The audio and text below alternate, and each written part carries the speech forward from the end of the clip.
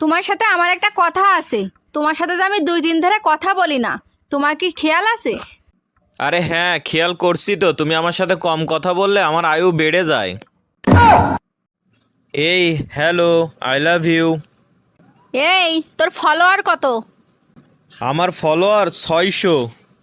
যা সর, ভাগ এখান থেকে। আমার কিন্তু কন্টেন্ট মনিটাইজেশন আছে। I love you too baby. এই এবার ছেলের জন্মদিনে আমরা মাইক নিয়ে আসবো, কি বলো?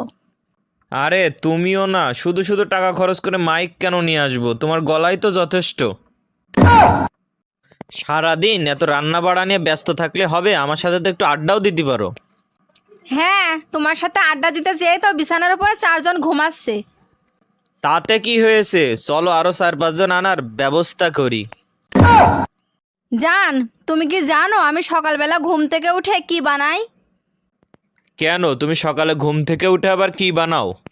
এটাও জানো না? আমি তোমাকে পাগল বানাই। আজ কয়েকদিন ধরে আমি খেয়াল করছি তোমার সাথে কথা বলতে গেলেই আমার শুধু ঝগড়া হয়। আমি এর একটা সমাধান বের করতে চাই। আমি কি তোমার খারাপ চাই বলো? কি সমাধান বলো? এখন থেকে যতবার ঝগড়া লাগবে তুমি মাপ চাবা, আমি মাপ করে দেবো, ঠিক আছে? জান, তুমি কি জানো আমি তোমার এতটাই ভালোবাসি যে আমি তোমার জন্য সব করতে পারি। তাহলে তুমি আমার আগের বয়ফ্রেন্ডের সাথে বিয়েটা করানোর ব্যবস্থা করে দাও। আচ্ছা দোস্ত, আমি একটা জিনিস বুঝি না, গার্লফ্রেন্ডের বিয়ে হয়ে যাওয়ার পরে ছেলেদের চাকরি হয় কেন? আরে বালা মুসিবত দূর হওয়ার পরেই তো সুখবর আসে, তাই না?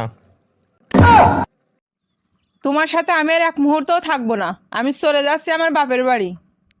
আরে এই নাও ধরো, যাওয়ার ভাড়াটা তো নিয়ে যাও। আসার ভাড়া কে দিবে? ভাই, ভাবি বলল আপনি নাকি গাড়ি বেচবেন, তাই। আমার গাড়ি আমি বেচবো না কিনবো সেটা আমি জানি, আমার বউ কি জানে? আচ্ছা ঠিক আছে, বুঝলাম ভাই। তা কত বেচবেন এবার বলেন। ভাই আপনি একটুকুন দাঁড়ান, আমার বোর কাছে জিজ্ঞাসা করে আসি।